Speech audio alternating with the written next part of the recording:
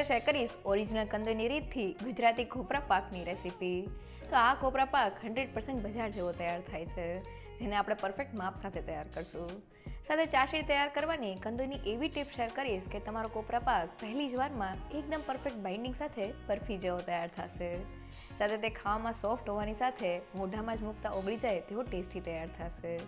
તો તહેવારોની ઉજવણીમાં ફક્ત 3 વાટકી કોપરાના છીણ સાથે ડબ્બો ભરીને અંદાજિત 700 ગ્રામ જેટલો કોપરા પાક તૈયાર થાય છે, જેને એકવાર ચોક્કસથી ટ્રાય કરવા જેવો છે.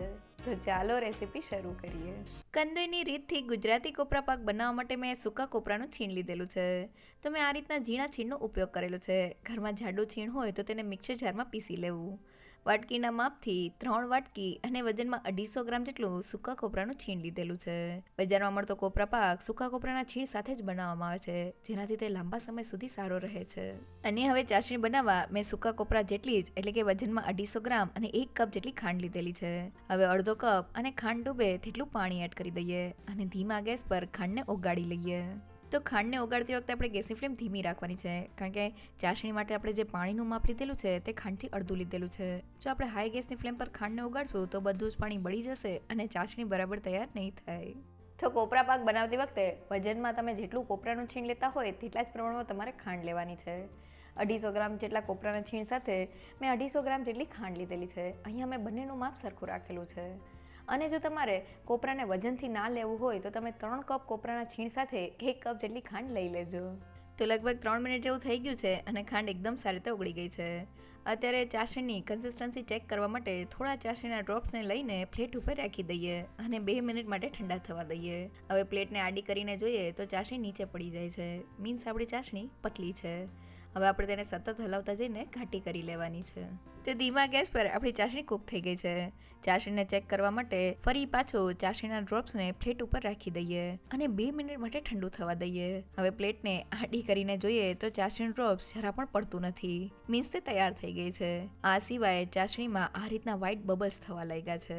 ચમચામાં લઈને ચાસણીને આંગળી અને અંગૂઠાની વચ્ચે ચેક કરીએ તો તમે જોઈ શકો છો કે આ રીતનો એક ઘાટો તાર થાય છે, જે જરા પણ તૂટતો નથી, મીન્સ આપણી ચાસણી તૈયાર થઈ ગઈ છે. ગેસની ફ્લેમ બંધ કરી દઈએ અને ચાસણીને ગેસ ઉપરથી ઉતારી લઈએ. તો કોપરા પાકને આપણે બરફી જેવો જમવાનો છે, એટલે આપણે ચાસણીને એક ઘાટા તારની લેવાની છે. ચાસણીને ચેક કરવા માટે તમે આંગળી અને અંગૂઠા વચ્ચે ચાસણી લઈને તેમાંથી એક ઘાટો તાર થાય અને તાર જરા પણ તૂટે નહીં, મીન્સ તે એકદમ પરફેક્ટ તૈયાર થઈ ગઈ છે. આ સિવાય ચાસણીને તૈયાર કરવાની બીજી રીતમાં તમે ચાસણીના ડ્રોપને કોઈ પણ પ્લેટ કે પછી વાટકા ઉપર રાખી દેજો અને તેને 2 મિનિટ માટે ઠંડુ થવા દેજો. જો ડ્રોપ્સ એ જ જગ્યાએ રહી જાય, મીન્સ આપણી ચાસણી તૈયાર થઈ ગઈ છે. હવે કોપરા પાક એકદમ સોફ્ટ બને તેના માટે મેં માવો લીધેલો છે. તો મેં મોળા માવાનો ઉપયોગ કરેલો છે. વાટકીના માપથી 2 વાટકી અને વજનમાં 250 ગ્રામ જેટલો માવો ચાસણીના મિક્સરમાં એડ કરી દઈએ અને તેને સારી રીતે મિક્સ કરી લઈએ. તો માવાને લીધે જ આપણો કોપરા પાક એકદમ સોફ્ટ તૈયાર થાય છે. અહીંયા મેં 250 ગ્રામ જેટલા કોપરાના છીણ સાથે 250 ગ્રામ જેટલો જ માવો લીધેલો છે. બંનેનું માપ સરખું રાખેલું છે. સાથે માવાને આપણે ખાંડની ચાસણી તૈયાર થઈ જાય પછી ગેસ ઉપરથી ઉતારીને એડ કરવાનો છે. માવો એડ કર્યા પછી આપણે મિક્સરને કૂક નથી કરવાનું. જો માવો એડ કર્યા પછી આપણે મિક્સરને કૂક કર્યા કરશું તો આપણો કોપરા પાક થોડો ચીકાશવાળો તૈયાર થશે.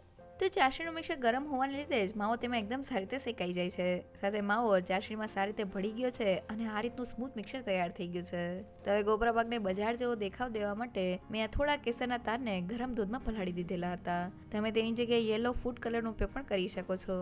સાથે ફ્લેવર માટે 1 ચમચીલો એલચી પાવડર એડ કરી દઈએ અને બધી જ વસ્તુને મિક્સ કરી લઈએ. તો બધી વસ્તુ મિક્સ થઈ ગઈ છે અને માવા અને ચાસણી સાથેનું આપણું મિક્સર તૈયાર થઈ ગયું છે. અત્યારે મિક્સર એકદમ ઠંડુ પણ થઈ ગયું છે. તો હવે આ સમયે આપણે તેમાં સૂકા કોપરાના છીણને એડ કરી દઈએ અને તેને સારી રીતે મિક્સ કરી લઈએ. તો કોપરા પાક બનાવતી વખતે આ સ્ટેપ સૌથી ઇમ્પોર્ટન્ટ છે. ચાસણીવાળું મિક્સર ઠંડુ થાય પછી જ આપણે તેમાં સૂકા કોપરાનું છીણ એડ કરવાનું છે, નહીં તો સૂકા કોપરામાંથી તેલ રિલીઝ થઈ જશે. તો તમે જોઈ શકો છો કે મિક્સર એકદમ સારી રીતે મિક્સ થઈ ગયું છે. તો હવે કોપરા પાક એકદમ સોફ્ટ બને તેના માટે મેં વજનમાં 25 ગ્રામ અને 2 મોટી ચમચી જેટલું ઘી લીધેલું છે. તેને એડ કરી દઈએ અને સારી રીતે મિક્સ કરી લઈએ. તો કોપરા પાક બનાવવા માટે મેં સૂકા કોપરાના છીણનો ઉપયોગ કરેલો છે. કોપરાનું છીણને આપણે મિક્સરમાં એડ કરીએ પછી આપણે તેની ઉપર થોડું ઘી એડ કરી દેવાનું છે, જેનાથી આપણો કોપરા પાક એકદમ સોફ્ટ તૈયાર થાય. તો ઘી એકદમ સારી રીતે મિક્સ થઈ ગયું છે અને તૈયાર થયેલા કોપરા પાકના મિક્સરને હાથમાં લઈને જોઈએ તો તેની આ રીતના ગોળી વળી જાય છે. મીન્સ તે બરફીની જેમ એકદમ સારી રીતે સેટ થઈ જશે. અને હવે કોપરા પાકને એકદમ સ્મૂથ ટેક્સચર દેવા માટે મેં આ રીતની પ્લાસ્ટિકની શીટ લીધેલી છે. તમે કોઈ પણ કોથળીનો ઉપયોગ કરી શકો છો. તેની ઉપર થોડું ઘી એડ કરીને તેને સારી રીતે ગ્રીસ કરી દઈએ.